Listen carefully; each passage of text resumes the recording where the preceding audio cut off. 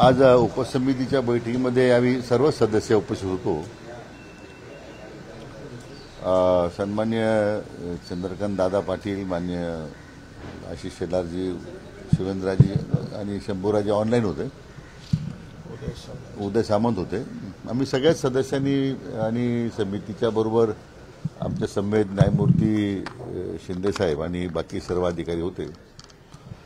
सविस्तर चर्चा झाली सगळ्या मुद्द्यांवर आणि अतिशय एक सकारात्मक भूमिका आमची सर्वांची आहे आणि सरकारची सुद्धा या बाबतीमध्ये या प्रश्नाची सोडवणूक झाली पाहिजे हीच भूमिका आहे. आणि म्हणून या सगळ्या मुद्द्यावर चर्चा करण्यासाठी न्यायमूर्ती शिंदेसाहेब, आमचे विभागीय आयुक्त कोकण आणि आमच्या विभागाचे सचिव, आमच्या समितीचे सदस्य सचिव हे त्यांच्या समेत चर्चा करण्यासाठी जाणार आहेत. आणि चर्चा झाल्याच्या नंतर मग आणखीन काही मुद्दे उपस्थित होतील त्यावर पुन्हा आम्ही समिती चर्चा करू. सर, आंदोलनाकडून प्रमुख आरोप होतोय की प्रचंड प्रमाणात गैरसोय होत आहे मुंबईमध्ये आलेल्या आंदोलकांची. काय व्यवस्था एकंदरीत प्रशासनाने केलेली आहे? नाही, आता पाऊस जास्त होता तरी नंतर रात्री माननीय मुख्यमंत्र्यांच्या चर्चा झाली आणि मग मला वाटतं आता बऱ्यापैकी तिथं लाईटची, आता पाण्याची सोय करण्यात आली. त्या ठिकाणी सॅनिटेशन वाढवण्यात आलंय. ज्या ठिकाणी जागा उपलब्ध आहे मग तिथे खड्डे भरावेत, ज्यामुळे आंदोलक जे आहे त्यांना त्रास होणार नाही.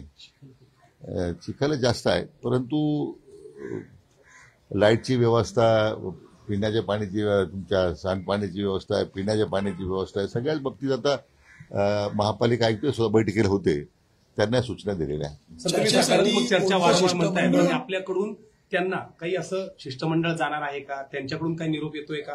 आपल्याकडून काही निरोप जाणार आहे का? कारण आज जरी जरांगे यांची पत्रकार परिषद सकाळी बघितली तर त्यांची आक्रमकता मात्र अजूनही तशीच आहे. घेणारच, ओबीसी मधूनच द्यावं लागेल. ह्या सगळ्यावर नेमकं सरकार काय? म्हणूनच मी म्हटल्याप्रमाणे न्यायमूर्ती शिंदे साहेब आणि आमचे विभागीय आयुक्त त्यांच्याशी आता चर्चा करायला जाणार आहे आणि त्यांनी उपस्थित केलेल्या मुद्द्यांसंदर्भात आम्ही जी आज चर्चा केली आणि काही निर्णय केलेत त्याची माहिती त्यांना देतील आणि मग पुढे आणखीन काही आवश्यकता असेल तर पुन्हा एकदा मी त्या संदर्भात पुन्हा सविस्तर त्यासाठी बसणार आहोत. सर, याआधी तुम्ही काय अपेक्षित आहे? आपण जी चर्चा केली बैठकीमध्ये, मला वाटतं मी बोलण्यापेक्षा ती समितीच्या प्रमुख आमचे जे आहेत आता जाणार आहेत न्यायमूर्ती शिंदे साहेब, तेच त्या संदर्भात बोलणार आहेत आणि त्यांनी त्याची चर्चा केल्यानंतर मी काही बोलणं त्या अगोदर ते काही उचित नाही, कारण शेवटी त्यांना प्राधिकृत केलं आपण की त्यांनी जाऊन त्या मान्य जरांगे पाटील साहेबांच्यावर चर्चा करावी. पण तुम्ही महायुती म्हणून इथं एकत्र दिसताय, पण खरंच प्रत्यक्षात तसं एकत्र दिसतंय का? कारण आता आमदार पंडित देखील इथं आलेले आहेत, ते जरांगेच्या स्टेजवर जातात, वारंवार तिथं भूमिका घेतात, इथं तुमच्यासोबत देखील ते उभे आहेत. हा सगळा विरोधाभास वाटत नाहीये? राष्ट्रवादीचे अनेक आमदार तिथं जाऊन बसतायत, अजित पवार गटाचे अनेक आमदार तिथं बसतायत. नेमकं अपेक्षित काय? सरकारचं नेमकं काय याच्यामध्ये बघायचं? की महायुती म्हणून आमची भूमिका एकत्रच आहे, आम्ही सगळे एकत्रच आहोत. आता काही बाबतीमध्ये काही त्या स्थानिक परिस्थितीनुरूप काही मंडळी त्यांच्या स्टेजवर गेली, त्यांच्याशी चर्चा केली आणि शेवटी सर्वांचा एकच भूमिका आहे की हा प्रश्न सुटला पाहिजे. मला वाटतं आता या प्रश्नामध्ये कुठे राजकारण करण्यापेक्षा आता हा प्रश्न कसा लवकर सुटेल या दृष्टीने आपण सर्वांनी त्याकडे पाहायला पाहिजे. संजय राऊत असं म्हणाले सर की मुख्यमंत्र्यांनी सुद्धा आंदोलकांची भेट घेतली पाहिजे. असं की मला वाटतं की संजय राऊतांच्या मला वाटतं शिफारसीची किंवा सूचनांची आम्हाला आवश्यकता नाही आहे. आमची कमिटी त्या समितीसाठी सक्षम आहे काम करण्यामध्ये आणि शेवटी राज्याचे प्रमुख म्हणून त्यांची भूमिका नेहमी सकारात्मक आहे माननीय मुख्यमंत्र्यांची. पण मला संजय राऊत हाच प्रश्न विचारायचा आहे की तुमच्या महाविकास आघाडीच्या काळामध्ये 2.5 वर्ष तुमचे मुख्यमंत्री होते, त्यांनाच हा प्रश्न विचारला पाहिजे की तुम्ही हा प्रश्न का सोडवला नाही. सर, याला लागूनच काल एक सगळ्याच सर्वपक्षीय आमदारांचं आणि नेत्यांचं एक पत्र व्हायरल होत होतं की ज्याच्यावर कायदेशीर चौकटीमध्ये या आंदोलनाला सगळ्यांचं समर्थन आहे. प्रत्यक्षात मात्र भूमिका घेताना कोणी दिसत नाही. मग ते उद्धव ठाकरे असतील, शरद पवार साहेब असतील किंवा ही सगळी लोक प्रत्यक्षात भूमिका घेताना दिसत नाहीये. हे कुठेतरी ह्याचा सगळ्याचं काय म्हणायचं? म्हणून मी म्हटलं त्याच्यावर पुष्कळ वेळा चर्चा झाली. आता पण आता त्या पक्षीय राजकारणाच्या अनुषंगिक पुन्हा एकामेकावर टीका करण्यापेक्षा पहिल्यांदा प्रश्न कसा सुटेल या बाबतीमध्ये आता त्याला प्राधान्य दिलं पाहिजे. सर पण 10% प्रश्न उपस्थित राहतो की मुळात जरांगे इथे येण्यापेक्षा तत्पूर्वीच त्यांच्यावर चर्चा करण्याचं शिष्टमंडळ का गेलं नाही. आता आल्यानंतर मग वेगवेगळ्या हालचाली. मला वाटतं आता मागे काय घडलं पेक्षा आता आपल्याला पुढे जायचंय त्या दृष्टीने आता चर्चा केली झाली पाहिजे आणि त्याकरता आम्ही आता न्यायमूर्ती शिंदे साहेब त्यासाठी जात आहेत आणि मग चर्चा होईल पुढे आणखी कसं त्यातून मार्ग निघेल तो काढण्याचा प्रयत्न करू. सर, मुख्य मागणी त्यांची तुम्हाला ही वास्तववादी वाटते का की की आंदोलन- ओबीसी मधूनच आरक्षण मराठा समाजाला द्यावं, कारण आधी 350 जाती आहेत ओबीसी आरक्षणामध्ये आणि सामाजिक एकंदरीत जर आपण पाहिलं आर्थिक सर्वेक्षण केलं त्यामध्ये हे घटकामध्ये बसतंय का? मला वाटतं त्याच्या प्रश्नाचं उत्तर आज देणं शक्य नाही, आज मी देणार नाही कारण विस्ताराने चर्चा केल्यानंतर त्या बाबतीमध्ये शिंदेसाहेब स्वतःच त्यांच्याशी बोलणार आहे. मला वाटतं त्यांना आता तो अधिकार प्राधिकृत केलेला आहे, एकदा त्यांची चर्चा होऊ दे मग मला वाटतं सविस्तर बोलता येईल. मुंबईसारख्या ठिकाणी शेअर मार्केट या सगळ्या भागात ते शनिवार रविवारी म्हणून जास्त त्याचा प्रभाव जाणवत नाही, पण इकॉनॉमिकल कॅपिटल देशाचं आहे अशा पद्धतीनं काल ज्या पद्धतीनं रस्ते थांबले गेले, वाहतूक थांबवली गेली, अनेक गोष्टींवर त्याचा परिणाम होतोय.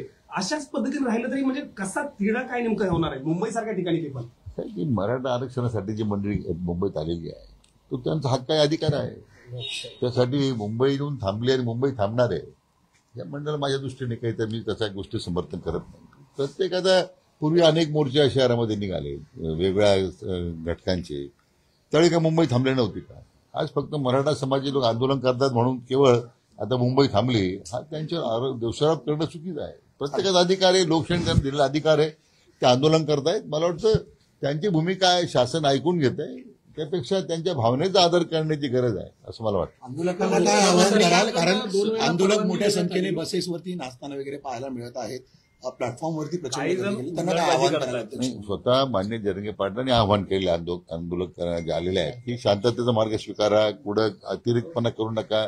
आता काही समाजकंटकही त्यामध्ये घुसले असतील की आमचं आंदोलन बदनाम करण्यासाठी, तर त्याच्या बाबतीमध्ये त्यांनी अति स्पष्ट इशारा दिलेला आहे. मला वाटतं ते स्वतःच आवाहन करतायत आणि आमचं सुद्धा तेच आव्हान आहे की आंदोलनाचं जी काही सध्याची भूमिका आहे की आंदोलन ज्या पद्धतीने चाललेलं आहे शांततेनं त्याचा कुठेही विपर्यास काही मंडळींनी करू नये असं माझी त्यांना विनंती आहे. सर, रोहित पवार किंवा असे अनेक विरोधी पक्षाचे आमदार जाणीवपूर्वक की रेस्टॉरंट बंद केले आहेत, वीज तोडली, ह्या सगळ्या आरोपांकडे कसं बघतायत? जाणीवपूर्वक केलं जाते अशी कुठे वीज तोडलेली नाहीये. असं की मान्य हायकोर्टाचा एक निर्णय आहे मान्य उच्च न्यायालयाचा की आझाद मैदानाला 6 नंतर परवानगी देऊ नये, तिथं लाईटची व्यवस्था होत नाही. आतापर्यंत असंच घडलेलं आहे. तरी आपण पर्यायी व्यवस्था म्हणून तिथं त्या ठिकाणी विजेची राखी केली. पाणी तोडण्याचा प्रश्नच नाही. ते आता त्या भागातले जे रेस्टॉरंट आहेत ते खाजगी रेस्टॉरंट आहेत सगळे, ते काही सरकारी रेस्टॉरंट चालवतं म्हणून काही सरकारने सूचना दिल्यात. त्या लोकांनी त्या खाजगी रेस्टॉरंट चालकांनी का ते बंद केलेत हा त्यांचा प्रश्न आहे. शासनाने काय शेवट आदेश काढलेत की काही लेखी स्वरूपात दिलेत? एक तरी मला उदाहरण दाखवा की आमचा अधिकारी शासनाचा गेला किंवा महापालिकेत गेला आणि त्यांनी रेस्टॉरंट बंद करायला लावले. म्हणून रोहित पवार आणि अशा सारखे लोकांना फक्त राजकारण करायचं आहे. मराठा समाजाच्या जखमीवर मीठ चोळण्याचा धंदा त्यांनी बंद केला पाहिजे. तर आज देखील मुख्यमंत्र्यांवरती टीका केलेली आहे आणि दोन्ही उपमुख्यमंत्री त्यांनी वाहवाही केली, त्याबद्दल काय बोलायचं? असे तो आज त्यांच्या मागण्या संदर्भात चर्चा करण्याचा प्रश्न आहे.